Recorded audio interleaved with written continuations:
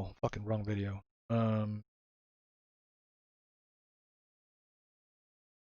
Okay, so after Hagen is killed, we move through this corridor and we are on to Loatheb in this room here. So Loatheb is the Shadow Protection Potion boss. For this fight, you're gonna need 3 Shadow Protection Potions on every on a kill basically, but as we might not get a one shot, make sure you bring a lot of Shadow Protection Potions, because if you don't have them, you will simply just die. Because a key mechanic on the Loatheb fight is that the healers can only do 1 healing spell every minute. And that means that that 1 healing spell that they can cast will be cast onto the tank, of course. So that means there's no raid healing going on. So the damage that you are going to take is up to you to restore. If you can't absorb the shadow damage that's incoming, if you can't heal it up, you're gonna die. So that is part of this encounter here. So the healers are minding their own business on this fight. They are making sure that they are, casting their healing spell in the order that they have planned out, and that they are not casting it too soon or too late. They got their whole thing going on there to try and make sure that the tank is getting the heals that he needs to get. But for the melee and for the ranged, like for all the DPS, our concern is going to be on these guys over here. So this is called the Spore, and this will spawn every 13 seconds. Whenever this little thing dies, it has like 100 health, so it'll die to 1 attack. When it dies, it will put a debuff on everybody, or not everybody, on 5 players within like close range. So what we would do is that we would say, let's say group 2 goes to the Spore, kills it, they get a debuff, they go back on the bus. Now group 3 to the Spore, get a debuff, back onto the bus, and so on. That everybody in the raid, maybe not everybody, but probably every DPS, it gets up close to the Spore and kills it when it's their time to do so. When you get the debuff, your critical strike chance is increased greatly. I believe it's 90% for casters and 50% for melee, or maybe it's both. Anyway, it's a fuck ton of crit that you're gonna get. And you're not only that, you will also deal no threat while you have this debuff. That means you're gonna do an insane amount of damage, and you're not gonna have to worry about threat.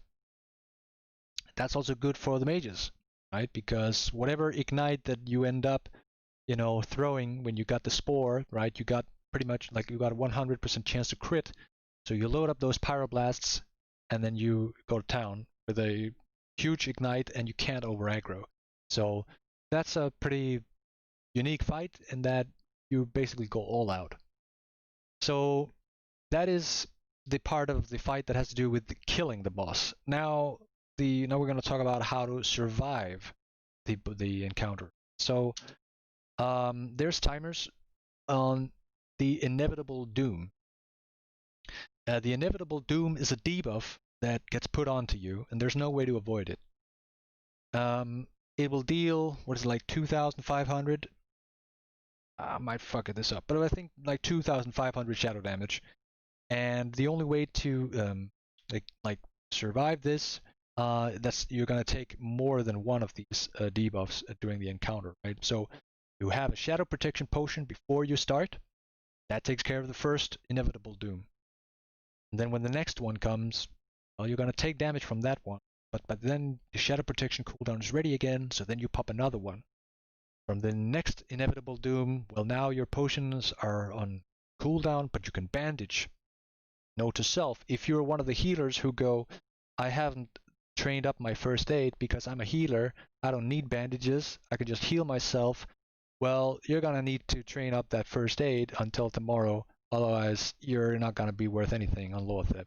because your healing it goes on the tank. So without bandages, you're gonna be dead.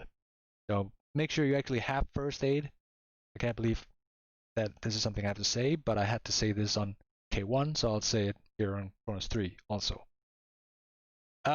Right, so I can't remember the complete order of when to use the shadow protections and bandages and stuff. I'm sure that's going to be called out by the officers anyway during the fight.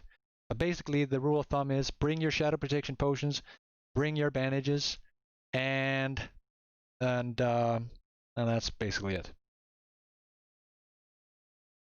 Any question?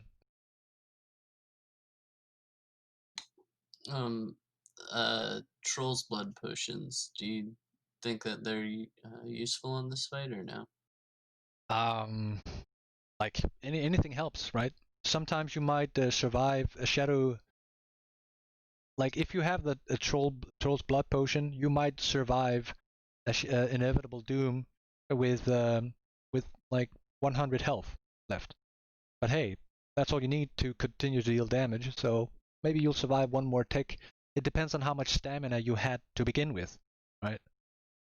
Some people will, like for example, hunters with rank 14 gear, they're gonna have like insane amount of health in decent damage gear, right? So it depends like what you're running with. If you're running in here with Bloodvine, right, you're gonna be one shadow protection potion behind by default, right? So I would recommend using a Troll's Blood, but some people are so geared that they might not need it. Hey Kano, I just came on Discord. Okay. I'm watching your stream too since Hagen.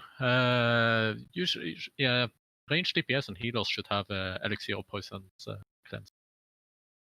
I think for this fight, I should not put the debuff on them.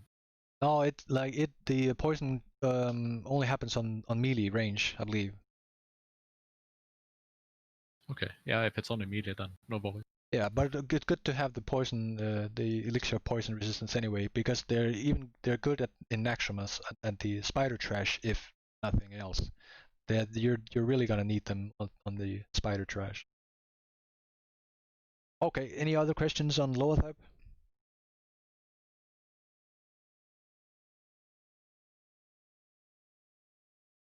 Oh, actually, see here. The bigwigs actually showed an icon for advantage. Okay, so there's a Hellstone here. So here, like warlocks before the fight, if you have enough soul shards to make Hellstones from everybody, that would be awesome. And if you're running out of soul shards, then what I was talking about here, like from Noth to Hagen. Remember I talked about the suppression room of Naxxramas, where the mobs respawn every 30 seconds. This is a good place for you to harvest a lot of soul shards. So they respawn quick here, so get your soul shards while you're in here, because then we could have your health stones for Loatheb. It really helps out. But yeah, the bigwigs seems to show what effects you need to use. So Healthstone here, and I believe it also showed a bandage icon before. So yeah. Right. So I don't know what kind of version of bigwigs you need in order to see this, but maybe we'll figure this out in a couple of days. Alright, but that's Loatheb, and what usually happens is half the raid is dead by the time Loatheb is dead. Because people can't, people just don't have the same starting health, right? This guy has like 6,200 something, but some people are not gonna have that much. And like, he has 2,300 health left. So like, if he had less than 4,000, he would have been dead right now, right? So, how long is the fight, give or take? I don't know, like 5 minutes, 5.5 minutes.